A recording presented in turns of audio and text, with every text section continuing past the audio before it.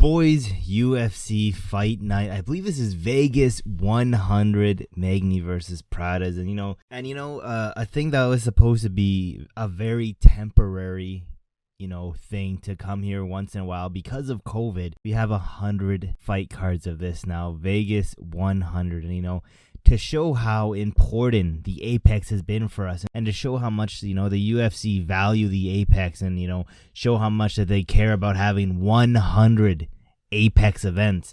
They're giving us this absolute banger of Prates versus Magny. And, on the entire card, nothing but name value, high level, very important fights for rankings. We have this all at Vegas 100. If you guys can't tell, I'm joking. I'm taking the piss. This is a terrible fight card and just terrible for a, monumental occasion as UFC Vegas 100. We could have had, the UFC couldn't have spared us with, even a women's title fight. Just having a title fight on a free Vegas card. They couldn't have at least done that. They couldn't have had some number one contender fights on this card. The closest thing we have to a number one contender fight on this card is probably that main card. And even then, it's not even close to a number one contender. It's just, the UFC is getting lazy. I don't know what needs to be done about it. We need to kick out every old head that's in the UFC because, like I said, they're getting lazy.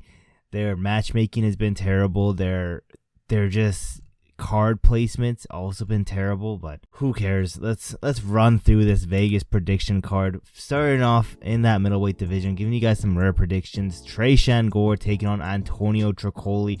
An absolute barn burner of a card, a fight that deserves to be on such a, key fight card at UFC Vegas 100.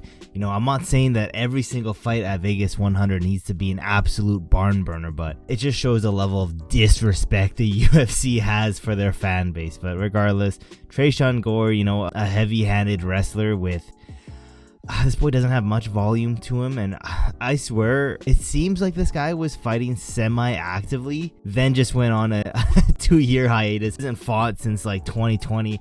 Antonio Trocoli, we last saw him against Shara Bullet, where he was a punching bag for 2 rounds. Absolutely garbage cardio. This boy, other than that Shara Bullet fight, has shown to have good striking, a good sub game. His height and reach is one of his best attributes. He uses his reach really effectively, and he's very big for this middleweight division. But again, as we saw with that Shara Bullet fight, this boy has 0 head movement. I don't know who to pick here. Both of these guys trash in my opinion. I'm gonna go with the guy that just fought recently. I think he can get up from Tresean Gore's wrestling attempts. I think Antonio Trocoli is gonna knock out Tresean Gore. That boy hasn't fought in 2 years. I could also see this going to the decision. Regardless, give me Antonio Trocoli. Let's go down bantamweight division. Gaston, Bolanos taking on Cortavious Romious. Now, this guy, UFC debut, he has good power. He can fight technical, or he can go, swing and bang mode too. This boy's not just like a one-dimensional stand-up kind of guy. He can take it to the ground. Arguably, he wants to get it to the ground and do some ground and pound work. He's fairly well-rounded. I think he's more well-rounded than Gaston.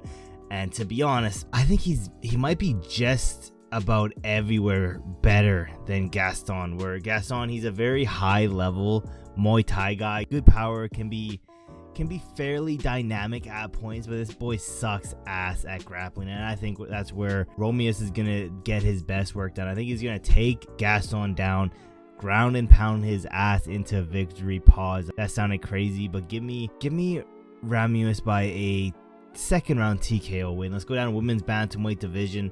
Absolute barn burner for this UFC Vegas 100 card. Melissa Mullins taking on Klaudia Syguła. Now, Melissa Mullins, she's an accurate striker, good power, can be overly patient at time. She's good at using her range, and she's decent in the clinch as well, has okay ground game. It's nothing special. She's coming off 2 fights where, she didn't look as good on paper. She's a classic Anthony Smith. Like, on paper, this girl is a monster, but in the fight, hasn't been too impressive. She has some pretty bad head movement as well in her last few fights. Practically 0 head movement, where Klaudia, she's decently well-rounded, good striking, solid power for the division. But at the end of the day, this is her UFC debut, and she just hasn't fought anyone to the level as someone like Melissa Mullins. And because of that, on paper, Melissa Mullins should get this one done. So give me Melissa by a decision win, 29-28. Bantamweight division,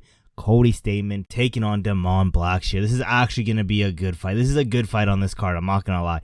I'll let you guys know when there's some actual sneaky good fights on this card. This one's one of them. Cody Stamann, a well-rounded guy, better on the ground than anywhere else. He's okay everywhere, but not great at one single place. And the one thing that blows my mind is this guy's 35 years old, but he doesn't look the typical 35-year-old bantamweight, which is surprising, but he is 35 years old, so at any given time, it could be the time where that age starts to show. So moving down to Damon, he's pretty well-rounded. I'll give it to him. He's a very well-rounded fighter. He has good fight IQ, and his only losses in the UFC has been to some of the best unranked bantamweights, at least in my opinion.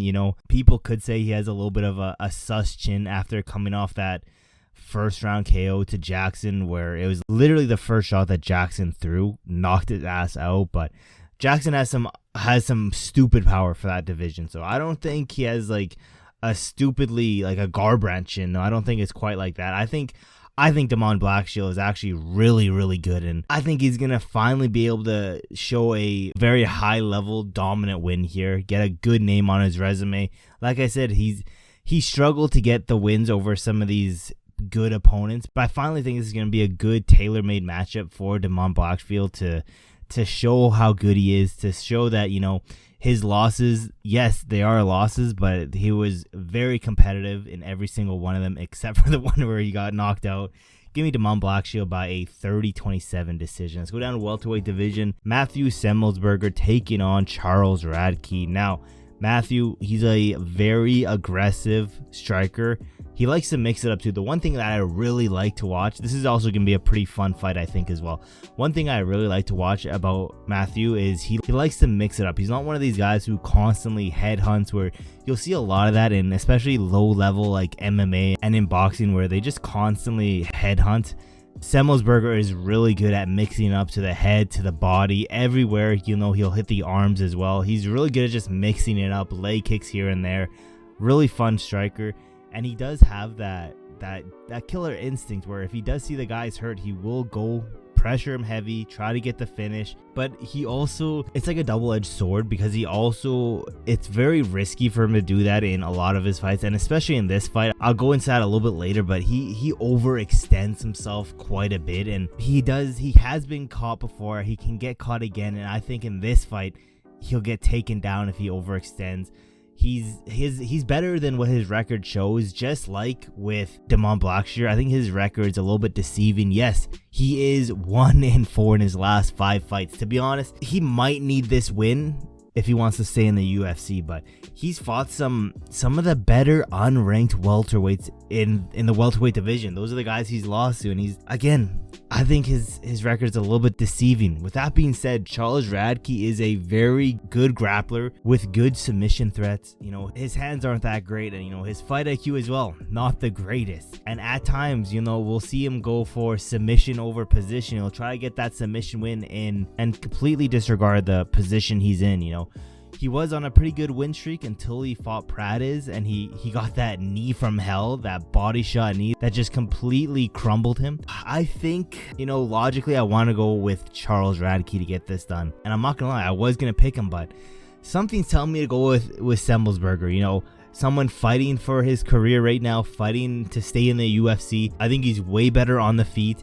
I think there'll be parts where Charles Radke will try to get the submission over the position, and Semelsberger will be able to get back up, go back on the feet. I wouldn't be surprised if we see a TKO KO win for Matthew Semelsberger. But at the same time, I also want to go with a Charles Radke decision win. I'm switching my original prediction up. I'm going Matthew Semelsberger by a 3rd round TKO win. Let's move down middleweight division.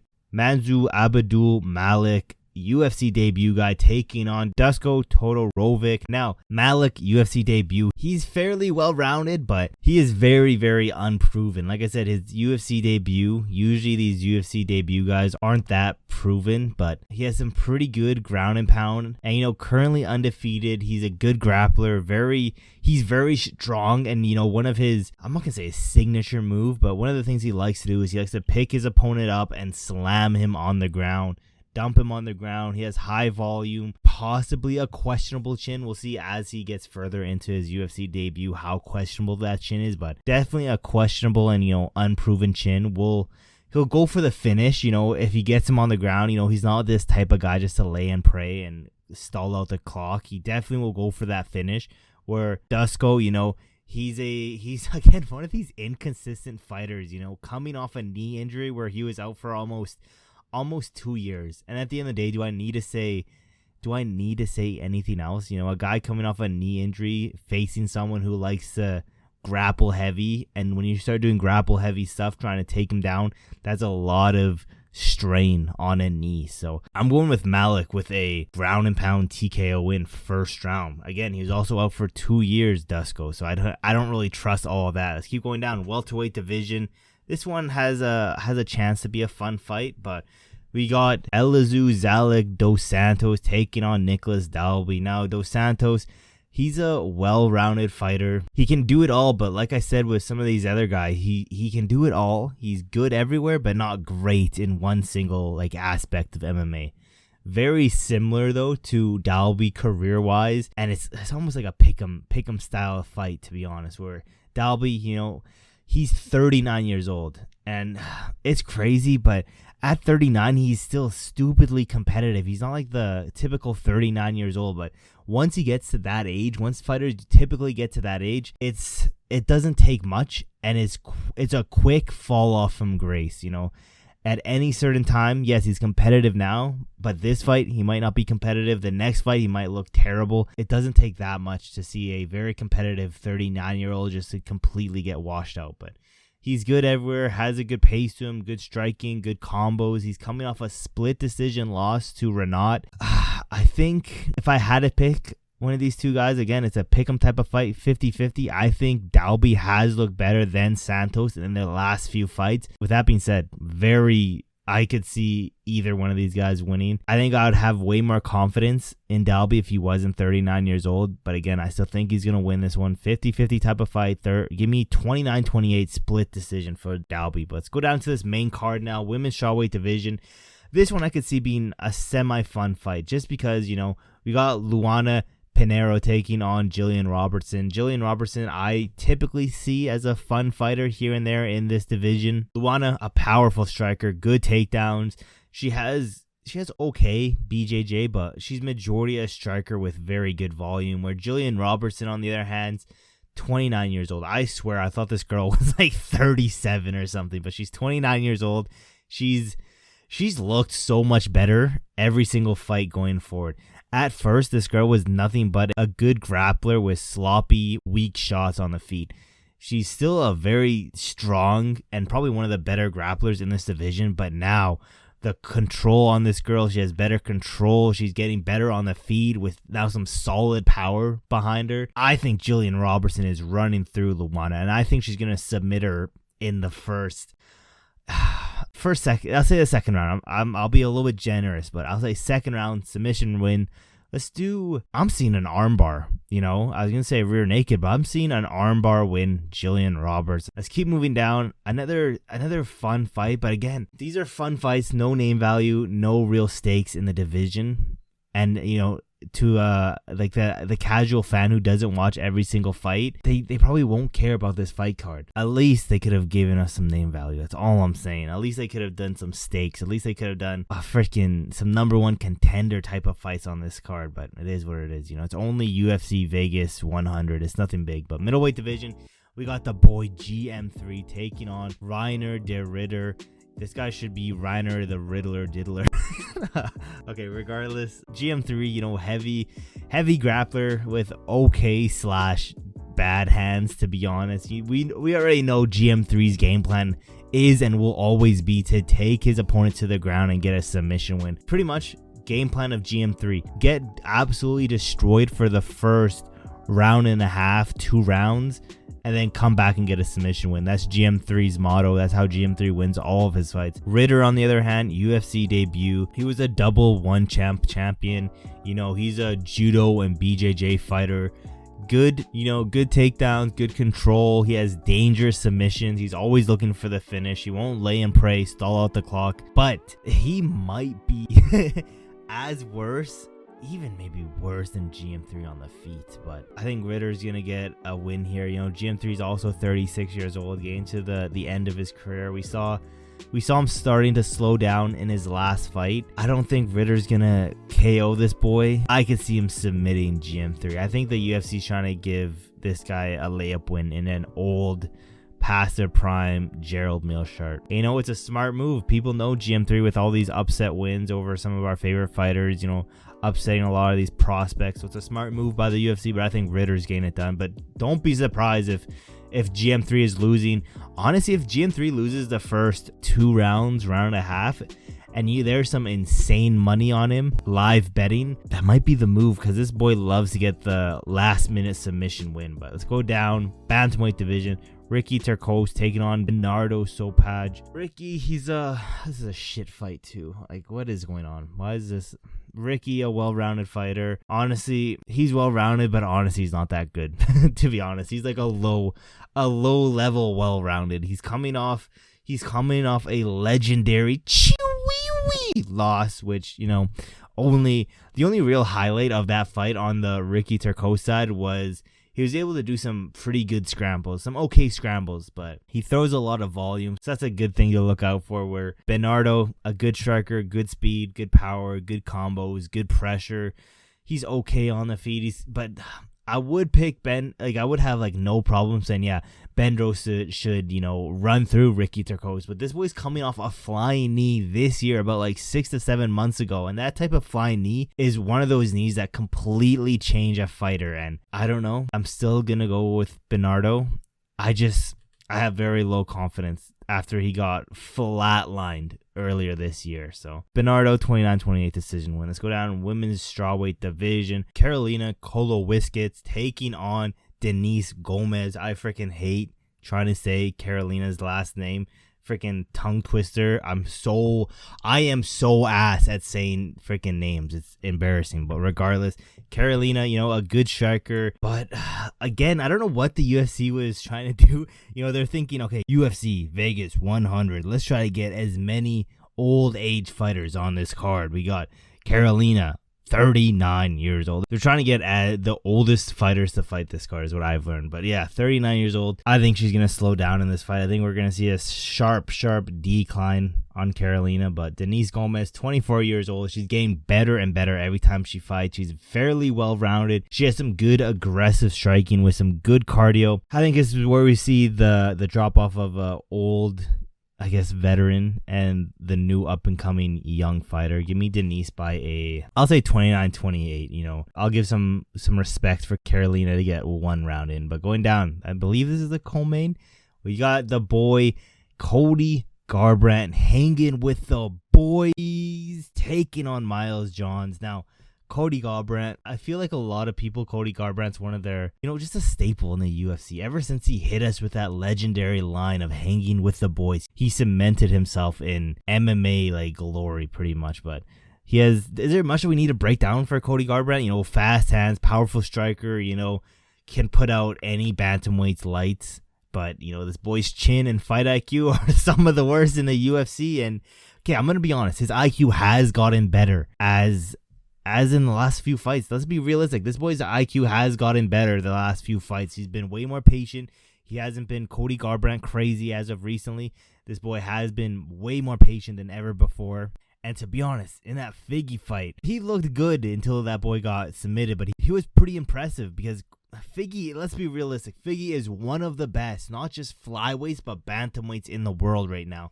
And, you know, Cody Garbrandt, 33 years old, possibly still in his prime, possibly, you know, but with all the fights and wars and knockouts he's had, probably not. He's taken a lot of damage, but this boy has been talking nonstop about how motivated he is and how he's still ready to go for another run to the title. Miles Johns, on the other hand, he's a strong wrestler with good power, pretty low volume, but he loves to make his fights into brawls. You know, he doesn't really like to have these clean textbook level striking. And if he can lure Cody Garbrandt into a brawl, Cody's getting his ass knocked out again. I don't know though. It's either Cody's getting knocked out, or we could see the mythical, patient Cody Garbrandt show up and get a decision win. I'm going with my heart. I'm part of the boys. I'm hanging with the boys on this one. Give me Cody Garbrandt by a 29-28 split decision. Let's keep moving down. The main event now. My mind hasn't changed since last time I talked to you guys about this. Neil Magny taking on Carlos Prates. Carlos Prates, let's start with Neil Magny. Neil Magny is the go-to guy in welterweight to test up these up-and-coming fighters. He's a very well-rounded fighter. He's one of the more experienced fighters in this welterweight division and in the UFC regardless. He's good at controlling the fight. But let's be realistic. This guy's 37 years old, and his age is 100% starting to show. It might be slowly, but he has been showing his age as of recently. It's hard to say that and look at his resume because he's still fighting the best of the best at welterweight. And for the most part, he's, you know, either winning or keeping it competitive, and not including it's crazy how I'm thinking of this guy's name. And all I'm thinking is Cuck. The Cuck guy. What's that guy? Ian Gary. That is so bad I didn't remember his actual name. But yeah, other than the Ian Gary fight, Neil Magny has been fairly, you know, competitive in his fights. Going down to Carlos Prates, a dangerous striker. He's only 31 years old, in his prime currently. He's just getting better and better as fight goes on. You know, he's part of Fighting Nerds. Good durability. He's very light on his feet. There's no way Carlos Prates doesn't knock out Neil Magny. If he's knocking out my boy the Leech, and you know the UFC did him so dirty. You know, I'm looking at YouTube when I wake up this morning. The first thing I see, Carlos Prates versus the Leech full fight. I'm like, hell no. I am not rewatching that just to see my boy Leech get put out again. But I'm going Carlos Prates. I think I'm going to say second round KO. Carlos Prates has been a little bit more patient as of recently. I'm going second round KO. I just don't think Neil Magny has the chin of doesn't have the chin close to a Leech. And Leech was getting hit with some bombs and standing up early in the fight. So if those type of shots land on Neil Magny, he's going to sleep. With all that being said, boys, I need to know your opinion. What do you think of UFC Vegas 100?